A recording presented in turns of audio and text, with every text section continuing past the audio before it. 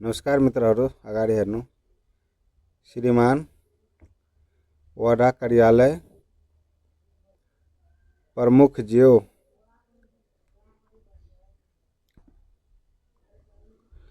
यहाँ ठेगाना लेख्नु होला।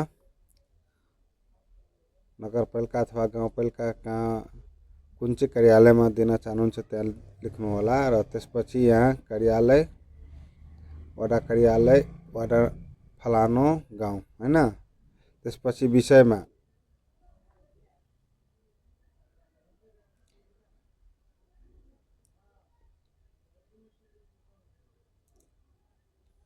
बाल पोषण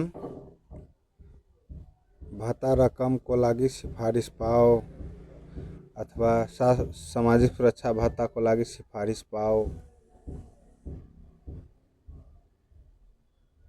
सामाजिक सुरक्षा भत्ता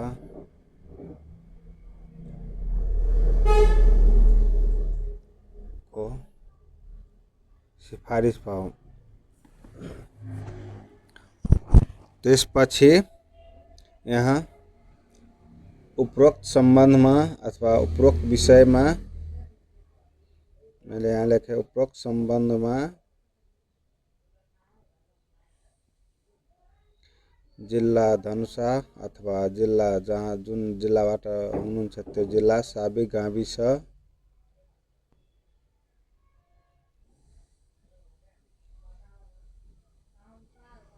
वार्ड नम्बर कति छ त्यो लेखेर हाल कुन पालिकाबाट हुनुहुन्छ त्यो पालिकाको नाम लेख्नु होला। त्यसपछि वार्ड नम्बर यति मा बस्ने छोरा भएपछि फलानुको नाति अथवा छोरी भएपछि नातिनी, फलानुको छोरी अथवा छोरा,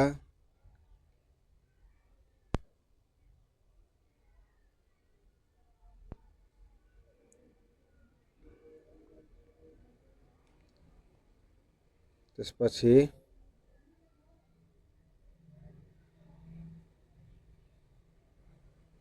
जे नाम छ त्यो लेखेर त्यसपछि को यही मिति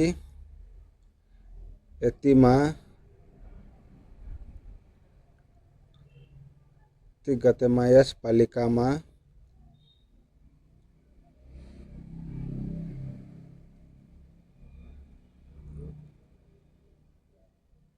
जन्म भएकोले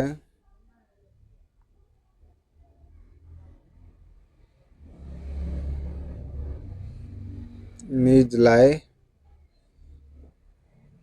अथवा निजले पाउनु पर्ने बाल पोषण भत्ता रकम अथवा सामाजिक सुरक्षा भत्ता रकम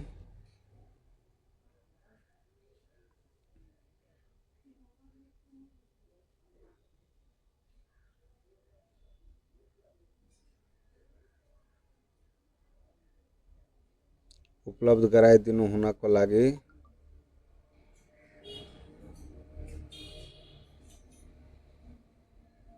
सिफारिस